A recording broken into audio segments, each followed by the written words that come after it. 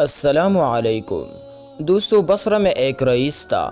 وہ ایک مرتبہ اپنے باغ میں گیا۔ باغ کا جو باغبان تھا وہ وہی باغ میں اپنی بیوی بچوں سمیت رہتا تھا۔ اس باغبان کی بیوی حسین و جمیل اور خوبصورت تھی۔ رئیس اس کو دیکھ کر اس پر عاشق ہو گیا اور اس پر ایسا فریفتہ ہوا کہ اس کے ساتھ ناجائز خواہش پوری کرنے کا خیال پیدا ہو گیا، اور اپنی اس خواہش کو پورا کرنے کے لیے اس نے اپنی نوکر یعنی باغبان کو کسی کام سے بھیج دیا اور اس عورت سے کہا کہ گھر کے تمام دروازے بند کر لو۔ عورت نے جواب دیا کہ سب دروازے بند کر دیے، لیکن ایک دروازہ نہیں بند کر سکتی۔ رئیس نے پوچھا وہ کون سا دروازہ ہے؟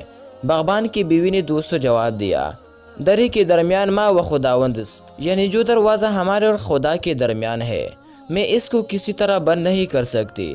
یعنی ہم لوگ دروازے بند کر کے اوروں کے نظروں سے اپنے آپ کو چھپا سکتے ہیں، لیکن ہمارے اور اللہ کے درمیان کوئی چیز حائل نہیں۔ وہ ہمارے اندر و باہر، ظاہر و باطن سارے اعمال کو دیکھتا ہے، اس سے کوئی ذرا ٹکا چھپا نہیں رہتا۔ رئیس نے دوستو خدا کی اس بندی کا یہ جملہ سنا تو اس پر ایسا اثر ہوا کہ فوراً کانپ اٹھا اور برائی کا ارادہ ختم کر دیا اور خدا سے توبہ کی۔ کشف المحبوب صفحہ 10۔